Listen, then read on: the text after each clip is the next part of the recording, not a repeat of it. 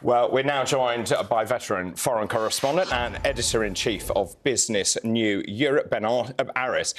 Ben, I mean, there's no doubt this is a really complicated situation. It's a very delicate situation as well. The United States warning Iran not to launch any kind of attack. In your view, how likely is an Iranian retaliation? I think it's almost certain. You put your finger on it. We're in an extremely delicate situation here, in so much as the Israelis hit this consulate building in Damascus, killing 7 people, 7 diplomats, and some very senior Iranian diplomats. And the Iranians taking the line that they can't ignore that there has to be a retaliation. And what's different in this situation is that Israel and Iran have been fighting each other by proxy, lobbing bombs into each other's territory. Iran through Syria, Hezbollah has been involved out of Lebanon. What will happen now is Iran is threatening to directly strike Israeli targets, high-value targets, presumably, in Israel using its own drones and missiles. And that's going to lead to an escalation because, I mean, if Iran hits back and hits a valuable building, kills lots of people in Israel proper, then Israel has said that they won't tolerate that they will strike back. And then very quickly it becomes a spark that starts a direct conflict between Iran and Israel. And that's something everybody wants to avoid, including Tehran and Tel Aviv. But it will happen if this attack happens. Yeah. And it could come in the next few days.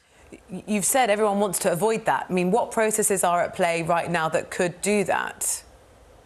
There's an enormous amount of diplomatic activity going on. The Iranians yesterday suggested if there was a UN resolution calling for ceasefire in Gaza, then they might back off. That the Iranians themselves were talking to their partners in Emiratis, in Kuwait, the other regional actors. Germany's been involved in these talks as well. There's a team in Cairo led by the US that's trying to broker some sort of compromise in order to get out of this situation. But the reports are saying that the talks are ongoing, but they're not getting anywhere. And the clock is ticking. At the moment, we've got the end of Ramadan, the Eid al-Fitr celebrations are due to come to an end, I think, on Saturday.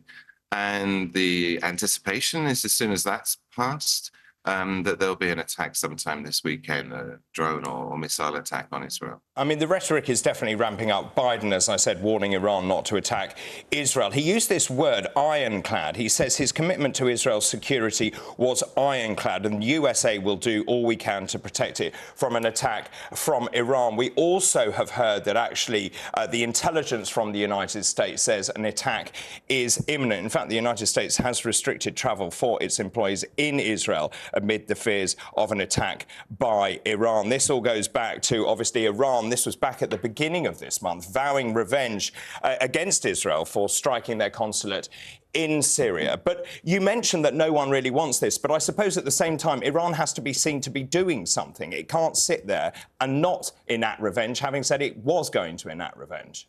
Exactly. I mean, this is the issue here, is that there's a very delicate balance that Iran is trying to strike here. On the one hand, it was outraged by this missile strike on its consulate in Damascus, and it can't let that go. I mean, diplomatic compounds are considered sovereign territory. So as far as Tehran's concerned, the Israelis hit, Iran proper, hit it on its own territory, and so it has to be like for like. But the level of the response, I mean, what exactly they choose to do is the key here. And they're trying to find a balance between doing something that looks strong to punish Israel for the attack, unprovoked as far as they're concerned, on their consulate, but at the same time, something not so strong that it ends up with outrage on the Israeli side and an even bigger response. I mean, to give you an idea of the tensions that last night in Tel Aviv, that lots of people were choosing to spend the night in bunkers because the strike literally could come at any moment. Iran has put its entire army on full alert.